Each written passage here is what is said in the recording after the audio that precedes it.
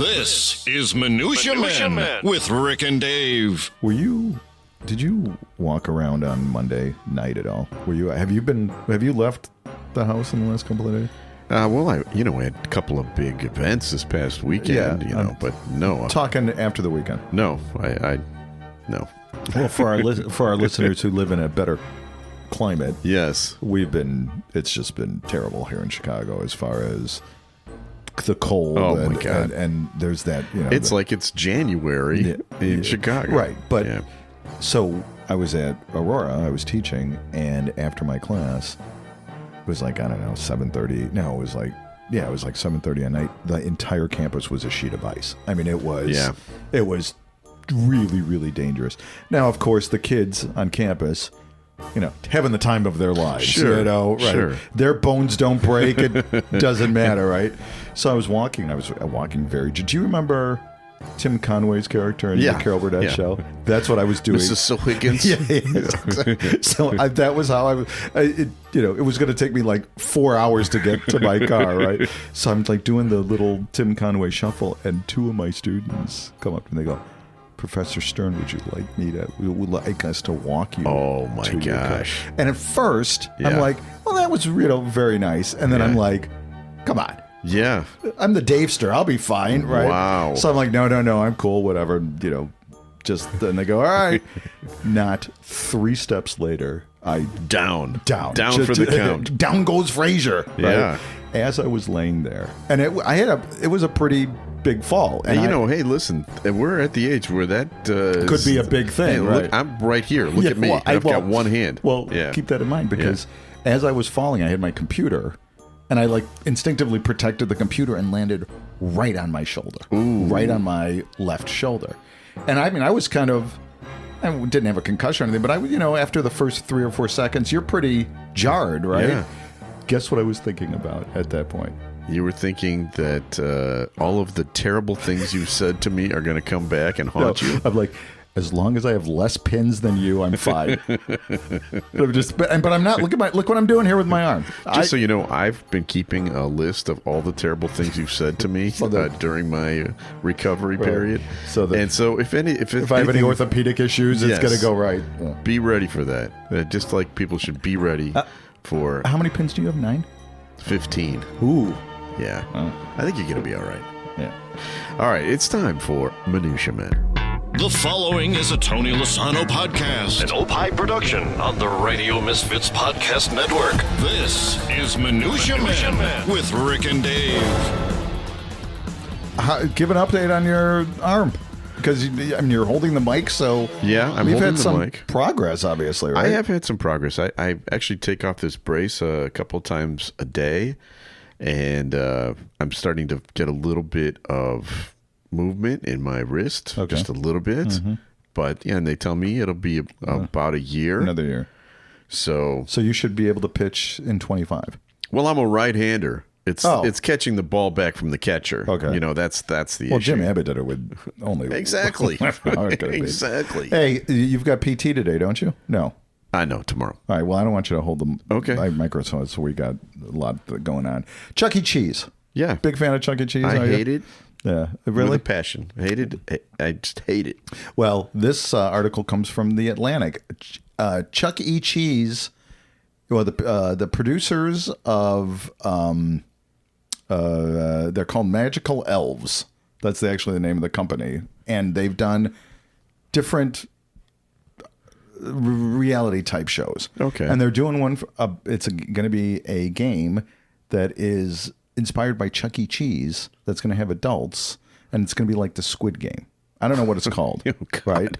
The show will remind people of Netflix Squid Game, as it has adults competing in larger versions of the games that they played as kids. Okay. So I suspect there'll be the big ball pit thingy there, right? Or whatever. Yeah. And they are going to compete for prizes, and they're going to get little tickets, and then they have to go and they'll redeem their tickets for plastic rings. I have a feeling that the prices might be a little bit better. Matchbox cars. And this is coming from the Matchbox car that you just spent $74 right, on. Exactly. Like I said, Magical Elves, their co-CEOs, Joe Sharon and Casey Criley. in a statement saying we're excited to celebrate legendary arcade games and Chuck E. Cheese by creating this reality. Okay, yeah. A couple of things. First of all, any adult willing to go into a Chuck E. Cheese type themed thing without a kid, a complete alert. Oh my God! Alert. Right, exactly. Second of all, it reminded me of a story when I was at Chuck E. Cheese, and you had mentioned how you were not a Chuck E. Cheese fan, and I don't think any man definitely. I mean, the pizza is terrible. Oh, right. One, the pizza is just, it's not edible. Right. Secondly, it's so loud. Oh, right. And I remember, so do you remember like that bird's nest that they had about where kids were, playing and whatever? One time we were I think I was at a birthday party for Lila, and I'm walking, and the guy in front of me, all of a sudden, like this liquid pours down on his head, right? And I look up, and there's a kid throwing up from the bird's nest right on his poor, and I was a foot away, right? Oh, that is fantastic. So that is my, we also referred to Chuck E. Cheese as Chucky disease, because if our kids weren't sick for 2 or 3 weeks, we'd be like, let's go to Chuck E. Cheese, right? Let's, we got to get their immunity system up a little bit. I did. The ball pit is just it's just like a pit of disease. It's just, it's like the balls have sores on them. Yeah, right. You know what I mean? Right. It's the syphilis pit. It is really bad. Yeah. So, but it's coming. I think the Chuck E. Cheese reality TV show, game show is coming this summer, I believe. Okay. And I did come up with a couple of ideas for video games, the video games that we played when we were kids. Yeah, to make incorporate into this show. Yeah, make it for middle age, right? Instead of asteroids, we can call it hemorrhoids. All right. All right. Centipede, I gotta pee. Okay. And for the woke crowd, Pac-Man should be renamed Pac-9 non-binary person. Okay. All right. I'm glad we stuck in there for that. I love the fact that if I could come up with any kind of moderately witty thing, I'm going to say it no matter how much of a non sequitur it is. Well, we've got a whole tribute to puns coming up a little bit later. Fantastic.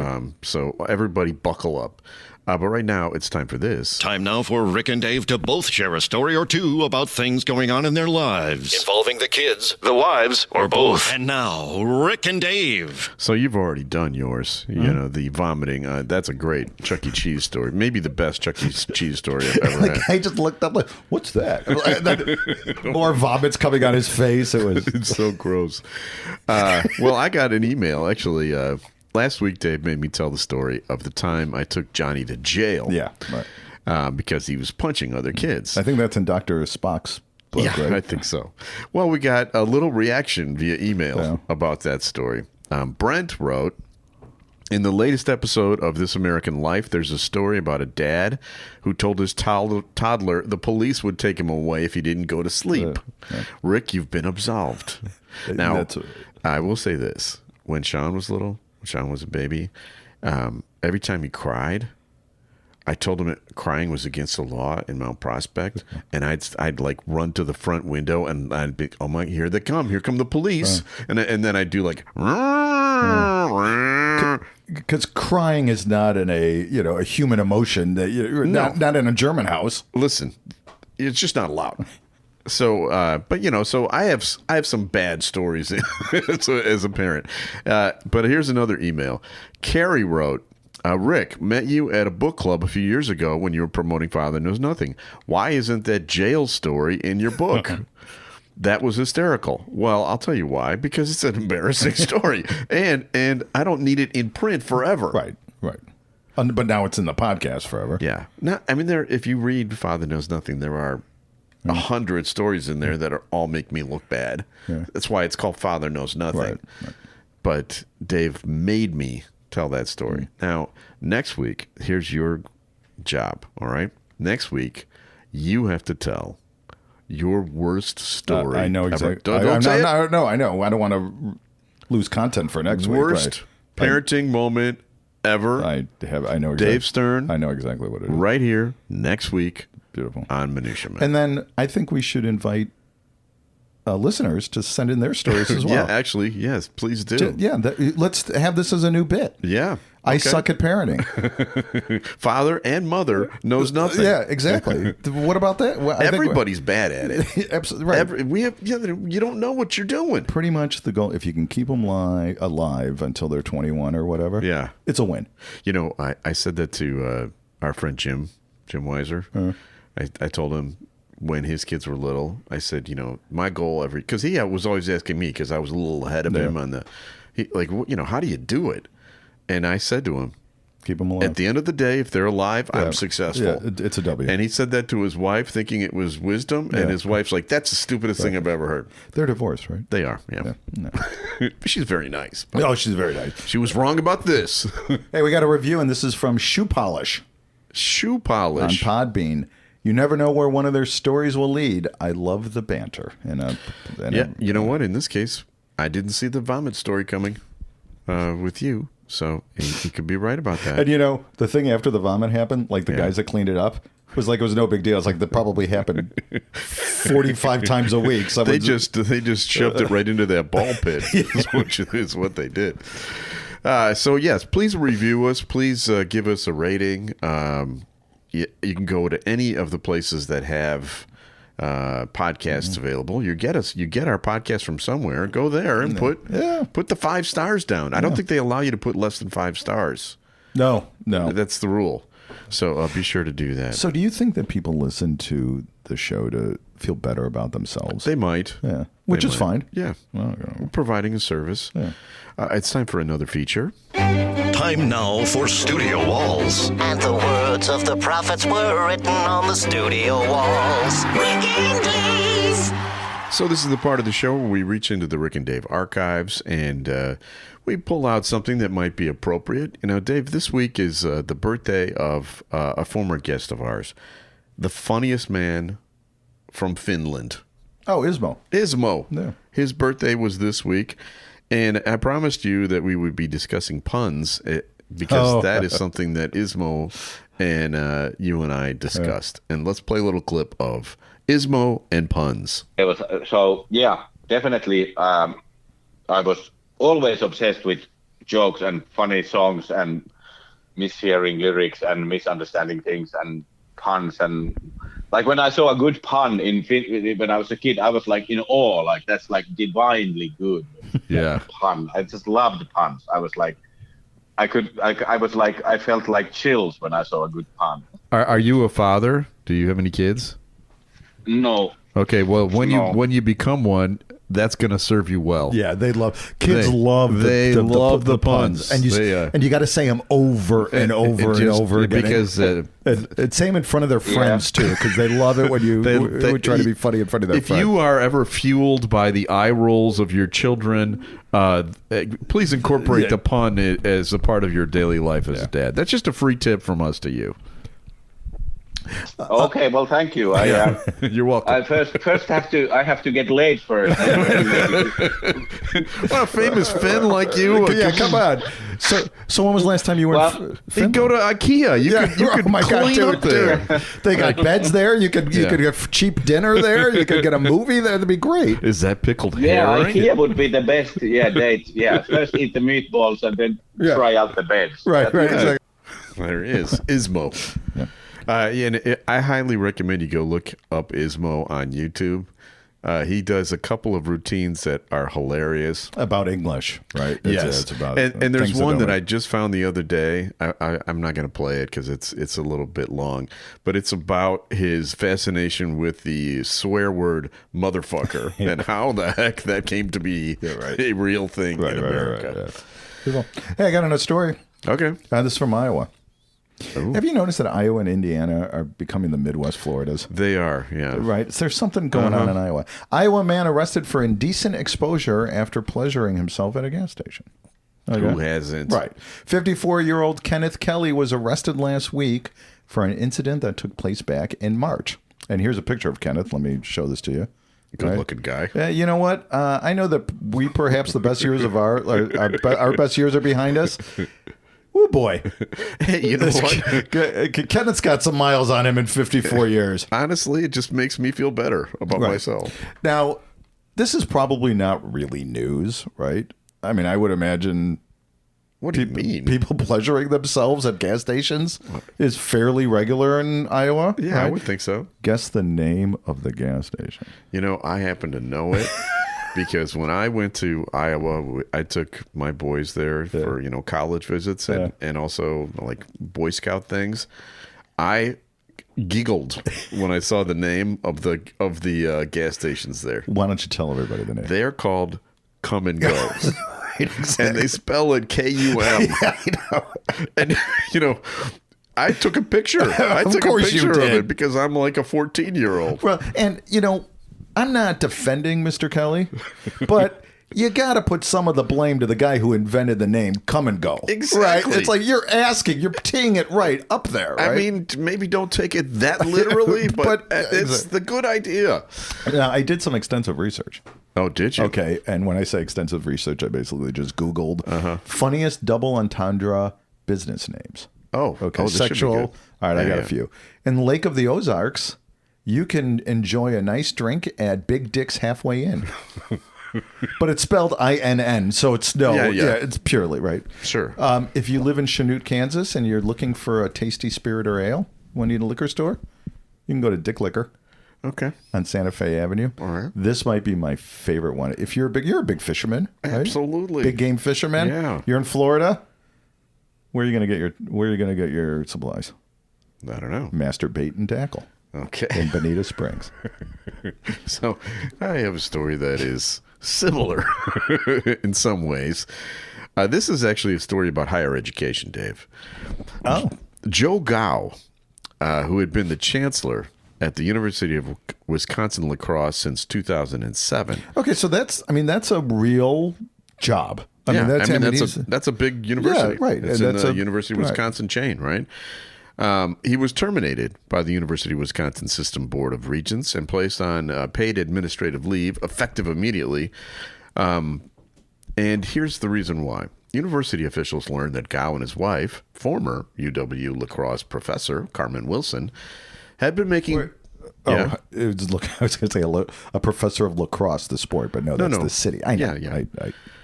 They had been making pornographic videos together, and they published 2 books together about making adult films.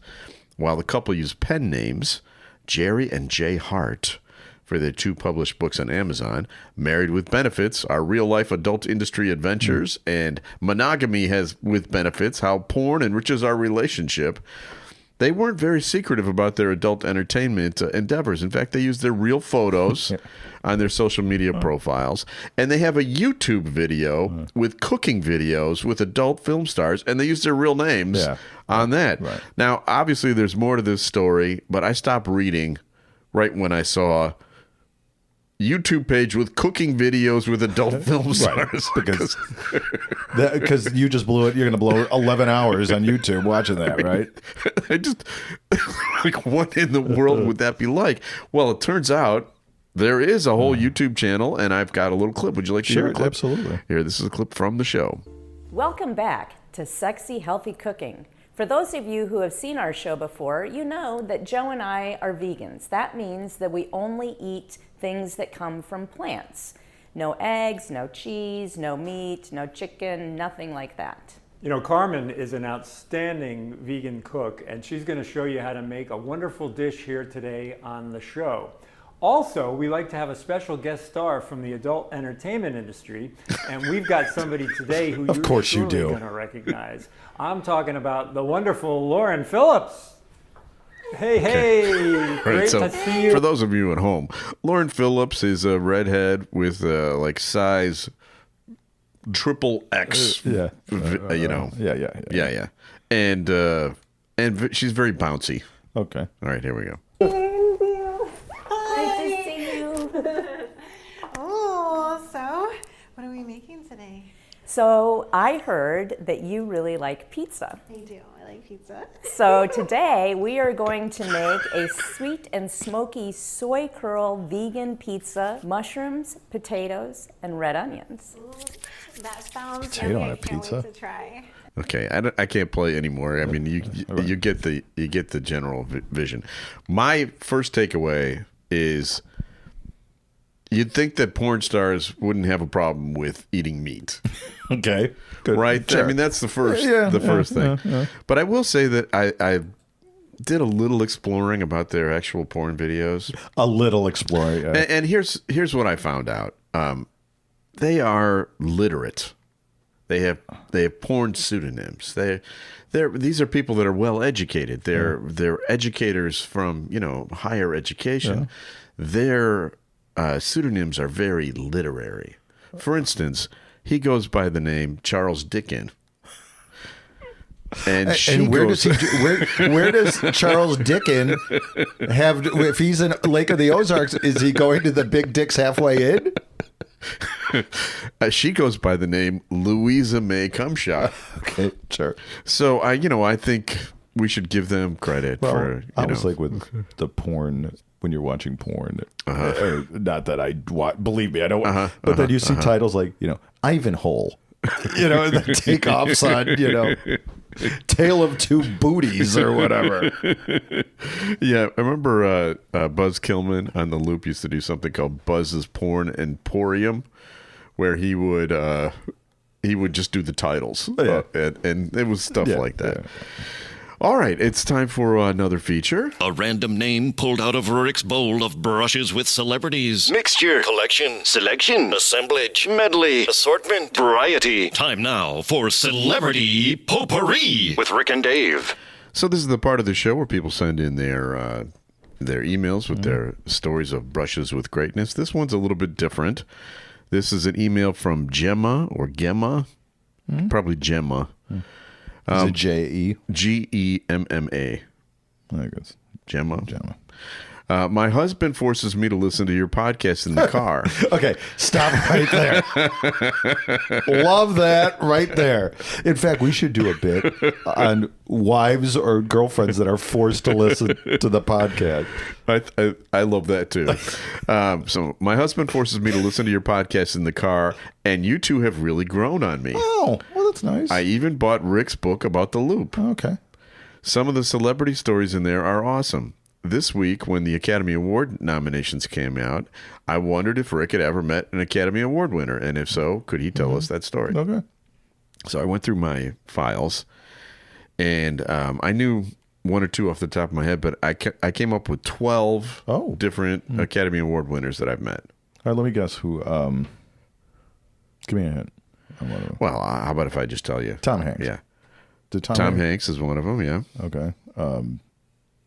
I'll give it to you in alphabetical order. All right. Julie Andrews, Anne Bancroft, Ben Affleck, Mel Brooks, Matt Damon. What did Mel Brooks win an Academy Award for? The producers. Oh, the producers. Okay. Screenwriter. Yeah, right. Matt Damon, Michael Douglas, okay, Robert Duvall, Tom Hanks, Charlton Heston, George Kennedy, Carl Malden, and Adam McKay. Oh. Right, those are just the ones I could think of. All right, now I've given you those 12 names. She asked for a story. Why don't you pick which story you want to hear? Charlton Heston. Okay. Charlton Heston was a guest at WJJD Radio when it was right down the hall from WJMK. Was it the country? Wait, is it was a talk station, but it was like a conservative talk station. Right. And Ed Verdoliak and Ty Wansley had a show, and Charlton Heston was a guest. And at that time, he was the head of the NRA. Yeah. Remember? Yeah. And so he was the walking cold in the dead hall. hands, right? Yeah. Right. Yeah. Exactly. He walked right by me, and he had. I've seen some bad toupees in my time. This is a top 3 bad toupee. Really? It was so horrifically bad that it looked like some animal had crawled onto his head and died. You would think he's got handlers, he's got PR people. Yeah, bad toupee. But, Vinny and I cornered him and asked him to record something. And if you remember, he recorded a promo for our Amish, company. That's right. For our advertising company. And he also did a promo for John Landecker. He wouldn't come on the show, but he did a few promos for us. So, and he was a very nice guy. He could have done the promo for the Balding Handbook. He could have. I don't think he would have done that one, though. I've got a funny feeling. But so anyway, that's my Charlton Heston story. Can you do another one? Okay. Ben Affleck. So we had Ben Affleck and Matt Damon on together. So I'm going to give you a double. It's a Groupon. They were, at that time, they were promoting a show called Project Greenlight. Well, that's where they would fund a movie, right? Right, Yeah. on HBO. And the thing that I remember most about that is that Ben Affleck was giving Matt Damon shit for being the voice of Spirit, the horse, the cartoon horse.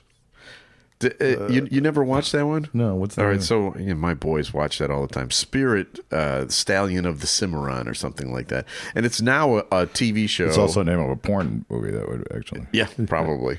It's also a show now that is directed towards girls. It's more of a, all the horses are girls. Okay. But at that time, anytime that anybody made a comment, Ben Affleck was giving shit to Matt Damon, and they started going at it. And it was kind of like listening to the Rick and Dave show, honestly. Those two guys are such good friends. But they were also super nice, and, that's... I wish I had a better story for you on those guys, but that's just my story. Speaking of Academy Award, Matt Damon in Oppenheimer. Did you see Oppenheimer? No, not yet. Oh my God, he was... Did he get nominated? I don't know if he did or not, but he was fantastic in that show. So was Robert Downey Jr. Have you seen Oppenheimer? No. Oh my God, it's a great movie. Really? I saw that it's over 3 hours. Yeah. Yeah, that's kind of a deal breaker for me. I don't think I can stay awake that long. Well, we'll do it in parts. Okay. Well, anyway, that's our show for this week. We do have some people to thank. We need to thank Tony Lasano from Opie Productions. We should tell people why we were delayed a week. Our equipment blew up. Yeah. And Tony came to the rescue.